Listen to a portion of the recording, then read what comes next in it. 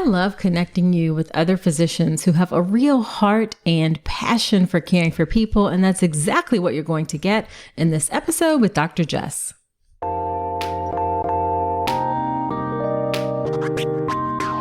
Welcome to the All About Pregnancy and Birth podcast. If you're having a baby in the hospital, you are giving birth in a system that too often takes away power from women over what happens in their own bodies. I'm Dr. Nicole Calloway Rankins, a practicing board-certified OBGYN who's had the privilege of helping well over 1,000 babies into this world. I've been a doctor for over 20 years, and I'm here to help you take back your power, advocate for yourself, and have the beautiful pregnancy and birth that you deserve. This podcast is for educational purposes only, and it's not a substitute for medical advice. Check out the full disclaimer at drnicolerankins.com/disclaimer. Now let's get to it.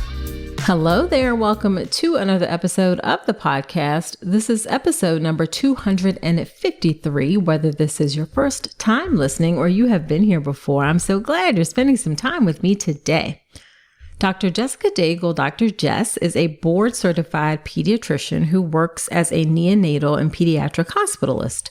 She's also the founder and CEO of Mom and Me MD, a concierge medical practice in Atlanta, Georgia, that provides local in-home and virtual care services to NICU babies with a focus on education and support for their mothers and families to make the transition home from the NICU easier and less overwhelming. She also offers life coaching for NICU moms to help them balance life after the NICU and be the confident mom they want to be. Dr. Daigle is passionate about NICU families and postpartum care and believes moms and their babies should thrive on their NICU journey in and out of the unit. And what Dr. Daigle does is not only based on her deep commitment to her work. She actually knew she wanted to be a doctor and a neonatologist when she was 10 years old. But it's also based on her own difficult personal experience with birth. She lost her first baby after giving birth at 19 weeks. She went back to work too soon after that.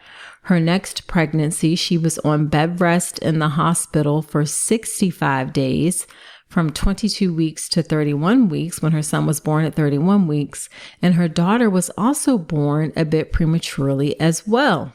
Her passion and her commitment and just heart for her work really shines through. And you can't help but listen to her and think, man, I would love to have her be my doctor. We have a great conversation about 5 key areas that are affected when a mom has a new baby, as well as lots of great advice that is specifically for parents of NICU babies. This is an episode you may want to bookmark for later on just in case. Now let's get into a quick listener shout out before we get into the episode. This is from SF Bay Mama, and the title of the review that she left me in Apple Podcast says, "A must listen for expecting mamas." I love how Dr. Rankins breaks down the reality of birth and how I don't need to be fearful. I highly recommend this podcast and appreciate the chats with experts on the front lines of pregnancy. Well, thank you so much for that, SF Bay Mama. I appreciate you taking the time to leave that lovely review, and I am so glad you found the podcast helpful. I would also like to shout out your review on the podcast. So head on over to Apple Podcast, leave me a review, and I will give you a shout out on a future episode. All right, let's get into the conversation with Dr. Jess.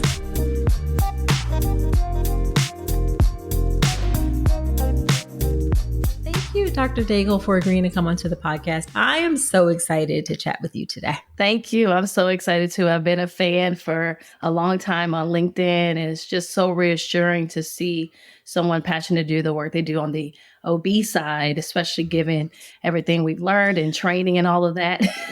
Absolutely. Absolutely. And same to you. I'm so excited to have you because your passion comes through in what you do. And we are going to listen and get some of that knowledge and passion today. Yes. Awesome. Yeah. So why don't you start off by telling us a bit about yourself and your work and your family? Okay. So I'm Dr. Jess Daigle. I'm a board certified pediatrician. I live south of Atlanta. I'm originally from Louisiana. And so transplanted here for training. I did my residency with Morehouse Pediatric Residency. And then I did a year of neonatology fellowship before I resigned, because right prior to that time, I actually had my own preterm son at 31 weeks that needed to be in the NICU.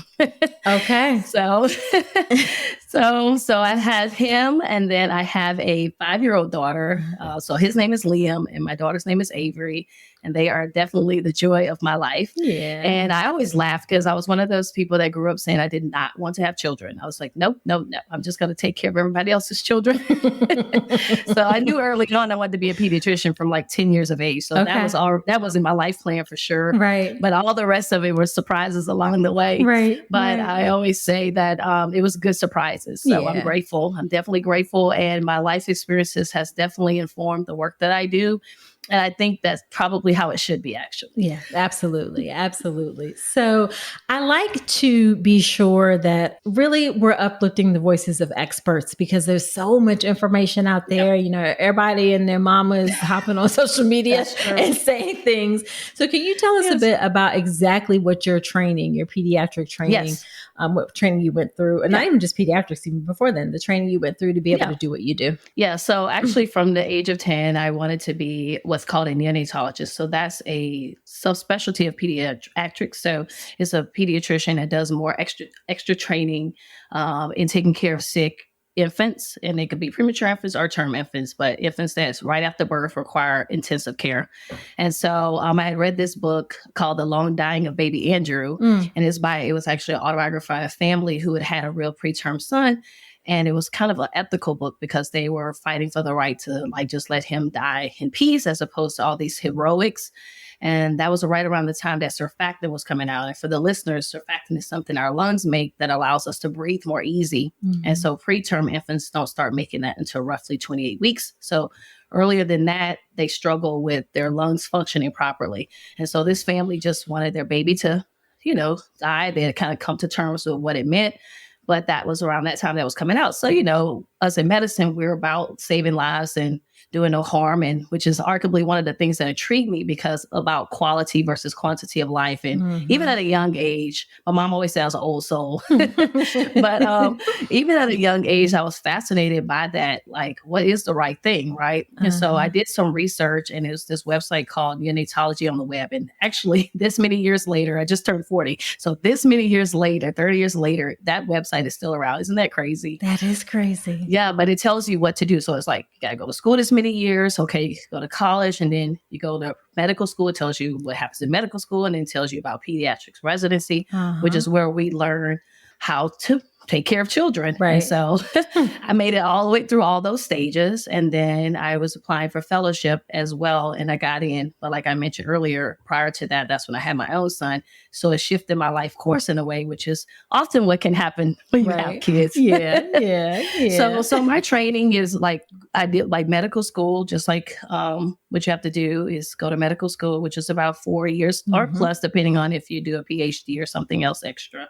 And then you get into the residency of your choice, which is whatever type of specialty you want to do. So for me, that was pediatrics, and then the training to do neonatology is extra after that. Gotcha. And we all have to maintain our certifications and things like that. So it's lifelong learning. It is.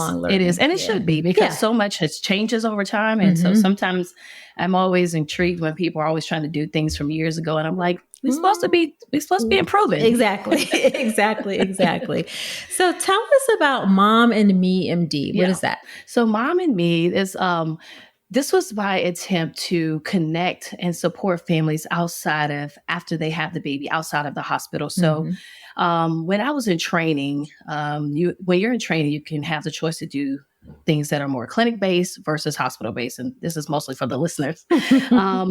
But in the clinic, and a lot of parents probably will shake their head in agreement, it's often a rushed environment. Like, when you go to be seen, they try to give you like 10 to 15 minutes to get your, concerns in about your child. And I didn't ever really like that environment, because a lot of times, depending on what was going on, it often took a good 30 to 40 minutes to really assist a family with their needs and concerns. And because of these repetitive short visits, a lot of times they were not really getting the comprehensive care they needed. And so then it just increased my frustration and theirs. And so I saw in the hospital the time that I felt I needed, I could take, right? Like Gotcha. if I need to sit at the bedside and we need to go over what jaundice is and why Right. it's happening, if Right. I wanted to take those 20 to 25 minutes, it was on me at my leisure. And I enjoyed that because I knew I was effectively getting across what this family needed to know. And that mattered to me more than just the turnover of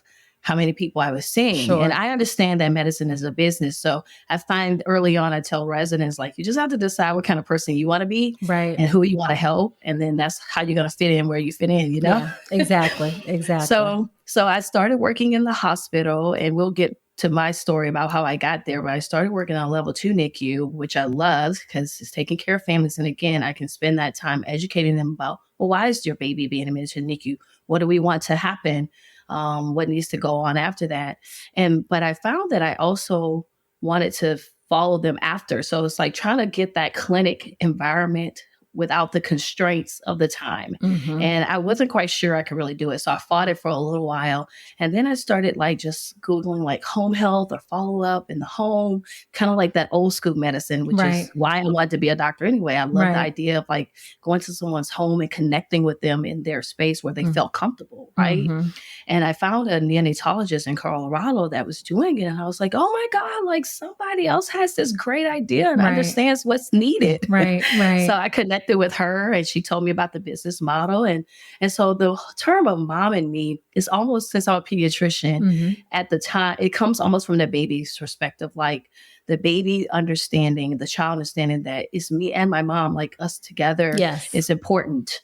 That dyad is important. Right. And the mom has to do well as my mom does, is almost as well as I do. Right. And so that informed the postpartum part of what I do, because I can care about the child all day long, but if I don't know what's happening at the family level, at the mom level, the dad level, then we're really not being effective, you know? And I was like, I always want to give effective care. So that's how Mom and Me came about. Gotcha. And initially I was going to just do like just newborns and new mamas. And then I was like, I think I was kind of got a little nudge, like, well, there are a lot of people that are focusing on new moms now. And, you know, a lot of things with postpartum with doulas and things emerging, but not a lot of people pay attention to the post NICU follow-up time frame. And so I was like, you know, maybe I need to, and that was already my passion. So but I was like hiding from it because it was different. I'm like, well, nobody's doing in-home care for like NICU babies. Right. And I was like, well, I could. Like, so I just started asking questions, and now I've worked with a few families and I love it. I love like being that point person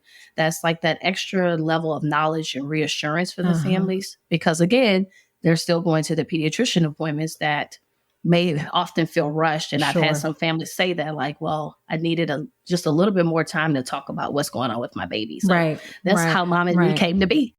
Now, before we get into some of the practical tips and advice, because I like to do that, maybe why don't you share with us what happened with your own NICU journey and your story? What was that? What happened for you? Yeah. So like I said, I was going on the path to becoming a neonatologist. So in some way, I was going to be taking care of dealing with preemie babies.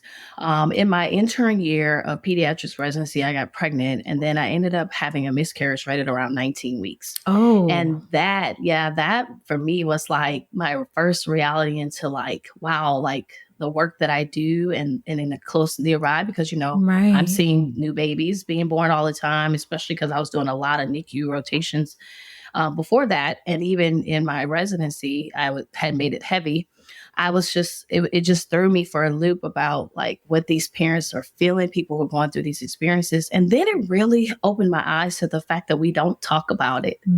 So when I was pregnant, like, as you know, in residency, a lot of times you'll do multiple of the same rotations. So like the first year, you might do 2 ER rotations, and one might be at the beginning and the end of that year. So people who knew I was pregnant, then, you know, like by the time I came around again, they were like, so like, where's the baby? And I had to be like, oh my God, you know, and talk about it.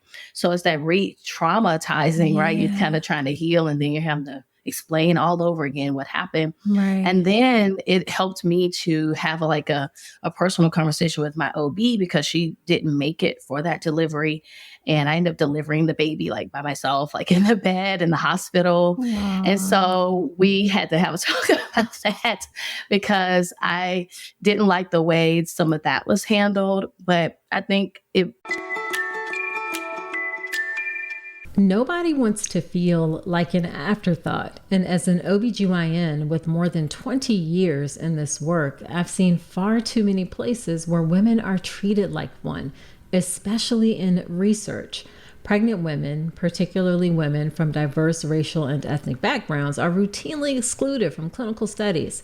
And many prenatal multivitamins aren't even clinically tested, despite being intended for one of the most critical phases of human development. That's why Ritual caught my attention. Their essential prenatal multivitamin was part of a 24-week human clinical trial. As a physician, I appreciate their science-backed formula, third-party testing for heavy metals and microbes, and fully traceable ingredients. This is a company that is raising the bar. Don't settle for less than evidence-based support. My listeners get 25% off your first month at ritual.com/Dr. Nicole. That's ritual.com/Dr. Nicole for 25% off your first month. It opened my eyes to how we as healthcare providers, doctors, like whatever term people like to call themselves, how we sometimes can lack awareness around like how we're moving, the things we're saying or not saying. And I found like myself having to explain to my husband why we wasn't resuscitating this baby. And I felt like that was when she should have been stepping up to be like, hey, let me talk to you about this. And I think her knowing that I was in medicine kind of made her hold back a little bit when I was the person that was grieving too, right? Right. So it's helped me to understand that even when people, like say if nurses or doctors come, yes, they may understand the medicine, but they're still people going through an experience. Absolutely. So still validating that, hey, this is hard, this sucks, or what do you need to explain to your spouse or partner so you don't have to, right? And so that made that awareness. So I went back right to work after like 4 weeks. I don't think I gave myself probably enough time. And I think that's like in medicine, we're so like type A and like, let's get back on track, you know? Yeah. And so then I got pregnant towards the end of my second year, like in the middle of my second year, going into third year. And because of that, I was considered high risk. So I was seeing a maternal fetal medicine doctor. I was doing progesterone shots.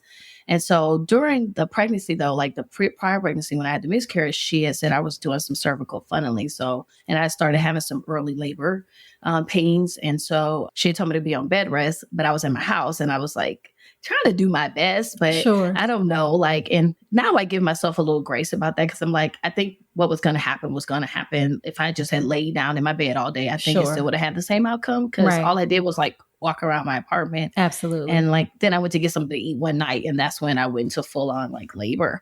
And so, but I still had that in my head, like, oh, I should have probably done something different. So this time when she told me, you need to go on bed rest, I was like, well, please put me in the hospital. Cause I feel like that's the best way I can do it to make sure that I'm not like tempted to run around or just do anything. So I was in the hospital for like 65 days. Jesus. Okay. Yep, 65 days. And I had my son at 31 weeks. So I went in at 22 weeks and had him at 31 weeks. Okay. And he was in the NICU for about 5 weeks. And so. And did you just go into labor early? Yes, I did. Okay. And at around 24 weeks, she had given me the betamethasone shots, which for the listeners, that helps to mature the lungs of the babies. And so then I got another dose at around 20 weeks. She was like, okay, I think, if anything happens this, chances are up, which I knew that, as a pediatric resident. And so I think my water broke around right at 29 and something weeks. And we were like, oh no. But she put me on antibiotics and she said, well, maybe it'll like seal up and you'll do fine. So we just monitored vitals and things like that. And I made it all the way to 31. I made it like additional 2 weeks after that. Right. But that time I knew it was real because a couple of times I'd already gone back, like, they rush you over where you think you might be doing something and they give you some fluids. Right. And they like, and probably some other meds that I wasn't paying attention to at the time.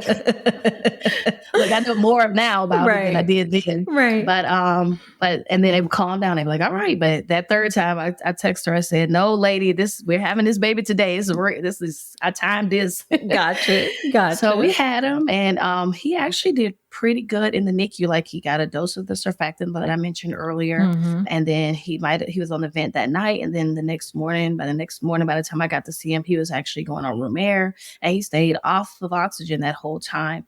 He just required treatment for jaundice, on and off a little bit. And then, but was a term, the feeder grower, which for the listeners means like when your baby's just, all they have to do is feed and grow because they're too small to go home in the car seat. They don't weigh enough to sustain their temperature, things like that. So you ideally want them to be in a position to survive and thrive at home. But when, like most parents, which is what informs a lot of the work I do now, you think, okay, once I get my baby home from the NICU, that's it. Like, it's good.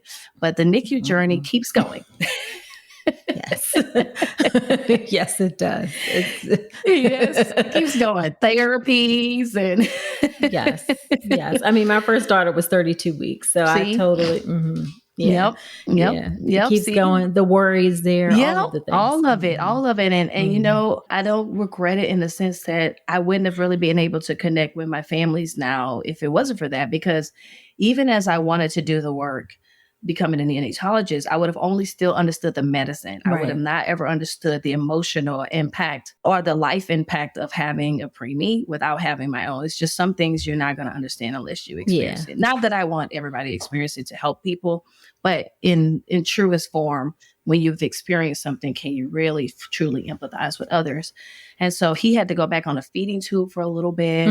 And, you know, then I was trying to still finish training because I had interviewed on bed rest to get into fellowship.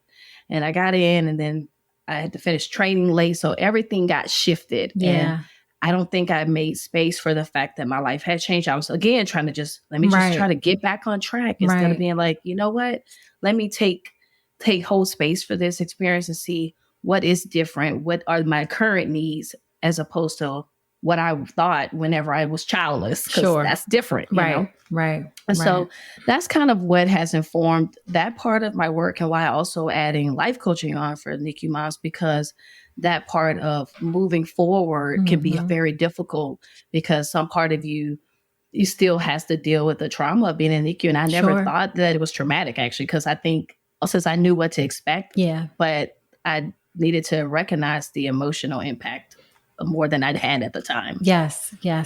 Wow. So obviously you bring a wealth of experience to this for sure. Yes. So with that being said, then let's go ahead and get into some practical tips and advice. I know you mentioned there are 5 areas that are affected when mom has a new baby to think about. Let's talk about that. So what are those areas? I love this. And this has come from me doing like a postpartum planning workshop that I used to do, because I think that one of the things I wanted, this was one of me wanting families to feel reassured that they are not different in the sense of like, there's nothing they're doing wrong. And like, if they're finding it challenging or hard when they have a baby, because, you know, with social media brings a lot of good and bad. Good that you can see when people are being authentic about struggles and challenges. You're like, haha, see, I'm not alone. Right. But then bad when everybody else is trying to fake it like everything is great. And you're like, well, why am I struggling with this? And it's like, that's not true. Everybody's struggling with it. It's just not everybody telling the truth, you know? So the 5 areas that are affected are, first, the mom, right? Like, you've had a baby. Like, I think people don't really realize how monumental that is. It's part of what I love. And like, I'm not really that jealous of you guys, but I'm grateful to you because you get the baby here. But I love watching you do it. I love being in the deliveries and like seeing the baby come out. I imagine you probably feel the same way. I do. Yeah. But it's just so amazing to me every time. It never gets old for me to see it, because I'm just like, man, all the things that had to go right from where their eyes are to where their nails are. Like, that's crazy to me. It's just a miracle. It's really a miracle every time you see it. And so, but you're doing this, mom, and you've done this, and your body has changed. And I think that's where we are doing better. I see more people doing it, better education with moms about what really is happening in their bodies. Cause I think we just think, oh, we're pushing out a baby. Like, no. It's not just anything. Okay. Right. Exactly. This is like a movement. Okay? Yes. So your mind, your body, your emotions, all of you is changing in your person. Mm-hmm. And then now you have this baby who also is going through this fourth trimester experience, who's also have to deal with a different environment and have to do things differently. They didn't have to eat to grow. They just laid there and swim around a little bit and play with a cord, and like now they're like, wait, I got to suck and do all these things. Yep. And people touching me and stethoscopes and everything. They probably don't know what's going on. Yes. And so they're also trying to deal with that. And then you're mentally thinking, I'm responsible for this person. Mm-hmm. And like you start thinking ahead to college, you're like, man, the baby's only 1 day old. Why are you worried about college already? Right. But you do start having those thoughts. Right. Like it's just insane, really. And so then your relationship. So relationship with yourself, your spouse, your baby, like whoever, like everything has changed in regards to how you might feel about them, what you think. I didn't even really process what having a kid meant myself until after I had my own children, and I was seeing kids for a living, right. It never mattered. Like, I never thought about, well, what do I want to do? In some way I'd be like, I think when I have kids, I don't want to do this or I won't do that. We all say those things. We'll never let them do this, but it's not true. Right. We fall short too. We fall short. Absolutely. But, so your relationships are changing. And then, cause then the dad or your partner is also like, wait a minute, I have needs still or things. And then your household, right? Like I tell people, nothing changes just because you have a baby, and everything changes. Like it's like your bills still due, you still have laundry, you still have to worry about where you're gonna eat. And then if you have other kids, like who's gonna pick them up, who's taking care of them so you can focus on this baby. Yeah. And then lastly, your career, or even if you want to stay at home, like what does that look like, right? Or if you're going from a career to now you want to stay at home. And so that's like every facet of your life that you're managing every day. Those things change or impacted when you have a baby. Yeah. And so when I used to do the workshop, I used to just have people just like sit with that and think, well, what would be ideal? Because the thing is, even when you plan, we know that like plans don't go as planned sometimes. But I think you still should be aware of like, ideally, I would want this person could help me with this. And I used to tell families to develop what's called a 911 crew. Like this, your folks are people that you're going to call for X, Y, and Z. Right. If you don't think you can call, I need somebody. If this is happening, at least just have those 3 or 4 people in mind. Because you're going to need something at some point. And if you've thought about it at least a little bit ahead of time, you don't have to be in that panic mode of, well, who can help me with my kids? Oh, my friend said, she was going to be in town, or she grabbed the kids from me from school for a few weeks. That automatically can de-stress you. Absolutely. So those are the areas that's changing. And I think if we let people know, hey, expect this, then they can say, okay, just like when you're going on the trip, if you expect that there could be rain, you're going to get an umbrella. Absolutely. You're going to have the things you need. And so it's just more making it a norm that things are changing instead of like you're doing something wrong and that's why things are changing. Yeah. Yeah. And it's also important to think about these things while you're still pregnant. Yes. Because once the baby comes and everything is hitting you like all over the place. So you need autopilot. Yes. Yes. And we focus so much on, which is important. Yes. You need to focus on like get, your childbirth education. Yeah. And yes, you want to get your nursery together. Yes. And, folks doing these gender reveal parties and things, all of those things. That's fun. Yeah. But you got to start during your pregnancy thinking about what's going to happen after, because that's the long haul. It sure is. That's forever. That's why I tell people now when I counsel these moms,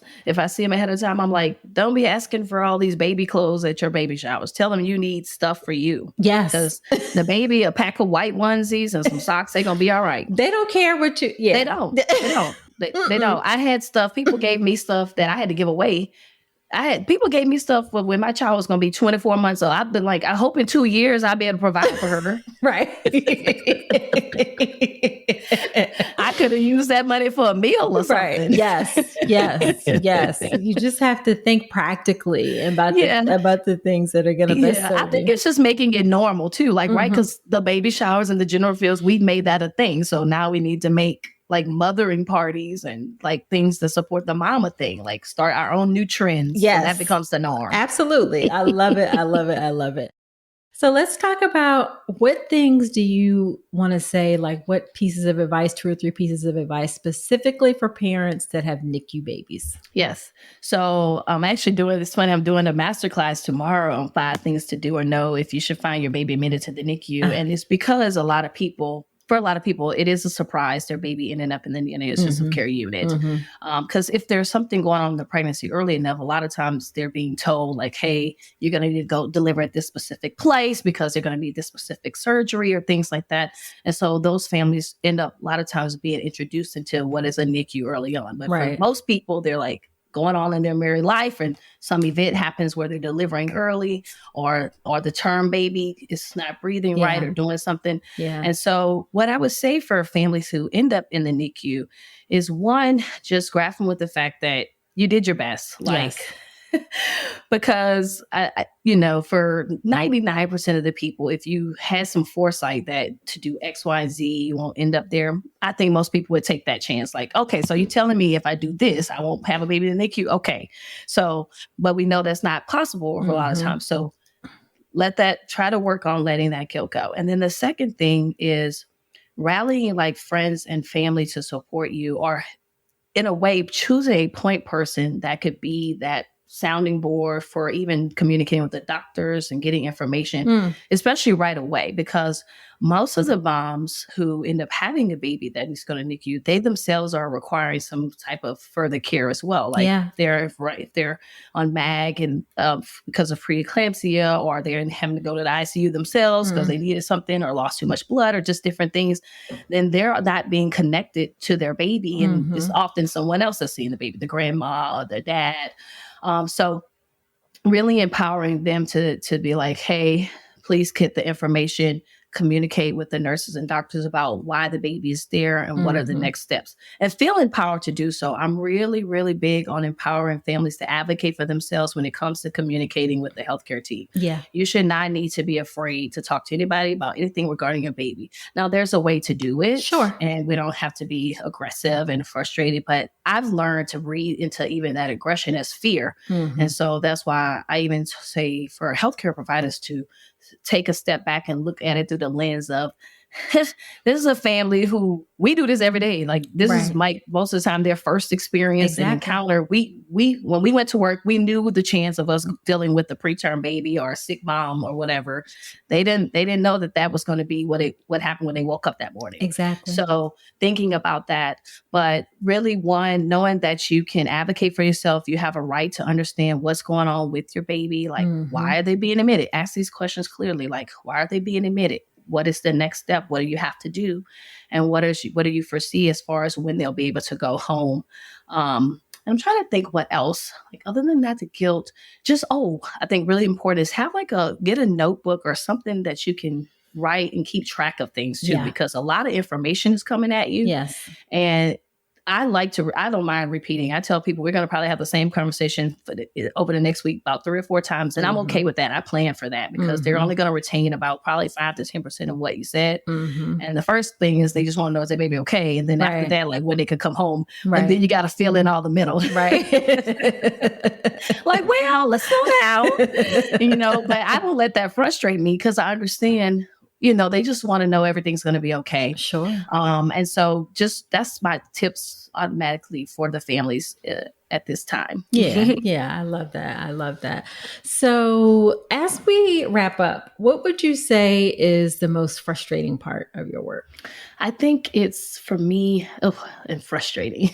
I guess if I were to say frustrating instead of like what's sad for me, I guess what's frustrating is like sometimes just seeing that there can be a lag in like communication with families, between the healthcare team and families. Like, I think that's for me, I'm sometimes frustrated just in medicine, how we need to do better in terms of being aware of our families and their situations, and that the work we're doing, how important it is, how we make such an impact. Like they're going to remember us for a long time associated with such a huge event in their life. Yeah. like when they think about the birth of their baby or the sadness or the death or the thing, your face and your name is always going to be remembered along with that experience. Mm-hmm. And so just taking that in, I think is important. So that it frustrates me that I don't think a lot of people really think about it that way. Yeah. So that's probably the most frustrating thing, other than just, I would be okay with seeing just healthy babies being born all day. So obviously I don't want anyone to be sick either. So that's like the second frustrating thing for me too. Yeah. And you mentioned sad, like what's the saddest part of your? I think it is like sad seeing like death and seeing families like deal with hurt and pain. That doesn't ever get old for me, in the sense of like, even now when kids die or babies die, I cry, and I don't want to lose that, because I've just accepted that that's just part of the journey for myself, and I make a room for that. And I think it has helped me to stay like not getting burned out, actually, because I'm authentic in my feelings about the fact that sometimes it does suck, and sometimes I even wonder like, Lord, why? And just right along with my families, I have questions too, and we don't like when we don't have the answer or we can't fix anything. And I think if families know that we feel that same frustration, it bridges that gap. It bonds us together. Yeah, absolutely. Then what's the most rewarding part of your work? Seeing all the babies and connecting with families. I love connecting with people. I think it's just like at the heart of what makes us like human, and what makes this life worth it, since you got to deal with all the BS. Yes. My French. Yeah, no. Yeah. Like, if we gonna have to deal with it, at least we ain't alone. And at least we have people that, are rallying with us and loving with us and crying with us and all of it. I think you need people for all of it. And so I love seeing a family feel blessed and reassured that I was a part of their life, because I feel the same way. Like, I feel blessed to be a part of their journey too, even if it's hard. I had one of our respiratory therapists. I was at one of her deliveries and her baby ended up passing. And, that was so hard, because this is a person I've worked alongside for 6 years. Like, we were going to deliveries together, Right. And after everything, she still came to me and said, Dr. Daigle, if I had to have somebody there, I would have rather been you. And I would remember thinking, wow, like, for her to tell me that in the hardest moment of her life, she was glad that I was the person there. Like, that just like changed me, like all the way around, And so, I just love, like, I get that joyful feeling every time I'm interacting with a baby, and not just babies. I still cut up with the big kids too, especially like those toddlers that like to cut up. Right. So I just think it just helps the kid in me to stay alive too. Sure. So I love that. Definitely. So then, what is your favorite piece of advice that you would give to expectant mom or expectant families? I think the one piece I would say is just know that you are not alone. And because sometimes the journey can feel lonely, and that's at every stage. Like, when you are pregnant, when your baby is 1, when your kid is 10, you're always going to be going through changes as a parent, and there's always something more to learn. That's why I always tell my families, like, even as a pediatrician, I have learned so much as a mom doctor that I didn't have the perspective of when I didn't have kids, know? And so I still had to go through all of the changes. Like, is it time to feed my baby more? Or do they want to feed at the breast? Is that the cue? Like, it didn't matter like that I knew more, that I had learned more. I still had to go through an experience as well. Yep. And so you're not alone in that regard. And so take pride in that. Just like everybody else has figured it out, you're going to figure out what works for you too. And it's going to take some like failing forward or winning and learning. Like you say, you're not losing, you're learning. You either win or you learn. And so being a parent is a lifelong journey and process. And I think if they just enter it with that, you know what? I'm learning myself and my baby. I expect things to change, and I'm going to like roll with it. If they can be flexible, I think the people who are more flexible in the way that they approach it, I think they end up faring better mentally instead of putting like these restrictions on themselves, which makes you feel like you're always failing. And something. Now there's some hard no's and things, like, your child shouldn't be swinging from the ceiling fan, things like that. Maybe let them do it one time. love. Just to say, you know what? They survived that. Look at that. But, don't let it be on repeat. But anybody who's being honest as a parent would tell you they didn't have that thing. They're like, oh, but the grace of God, they made it. They made it. Yeah, absolutely. Absolutely. Absolutely. So where can people find you and connect with you if they're interested in working with you or learning more about what you do? So I'm actually on all platforms. So on LinkedIn, I'm under Just Daigle MD. And then also the same thing on Facebook. But then on Instagram, I'm on momandme_MD. And then I have a link there that links to like services. I do the in-home concierge care for newborns and NICU families here in Atlanta. So that's actually where I come to the home and we'll see the baby and take care of them for what we call the 4th trimester, which almost doesn't quite apply. Sometimes the NICU babies, they have like an extended 4th trimester. So now I say 4th trimester and beyond, because for those families, some NICU babies might come home right away. And then some, it's going to take 2 or 3 months. And so just there for those families as they need. And then also I do life coaching for NICU moms who are trying to get back on track in their lives after having a NICU baby and build confidence as a mom that they know they can be. Okay, awesome. Well, thank you so much for coming on to the podcast. Like I said, your energy and your passion for your work just shines through. And I know folks are going to be like, how can I work with her? Because she's just so delightful. Yes. Oh, I love it. I love it. I love my families and I have fun. And it's just like this all the time. And the only other frustrating thing I would say is like medical records and EMR charting. Yeah, that stuff. If I could just like talk to families all day and we just talking, I do that all day. Yes, absolutely. Absolutely.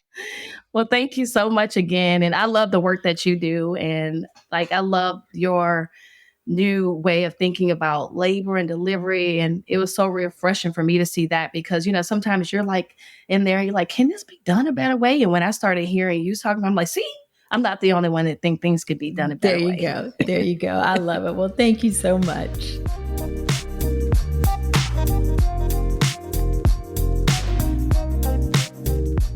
Wasn't that a great episode? I really enjoyed chatting with Dr. Jess and hearing about her journey and her experience and her commitment to her work. After every episode, when I have a guest on, I do something called Dr. Nicole's Notes, where I talk about my top takeaways from the conversation. Here are my Dr. Nicole's Notes from my conversation with Dr. Jess. Number 1, her passion for her work really shines through.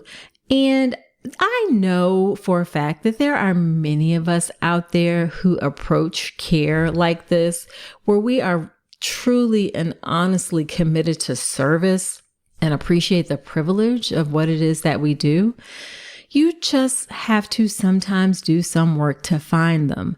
So if you don't feel like you have a doctor or a pediatrician, an OBGYN, a midwife, whoever is taking care of you, who really feels committed to you and taking care of you, then look for someone who is better suited for you, someone who makes you feel seen, who makes you feel heard, who makes you feel valued, because you are absolutely, positively worth it.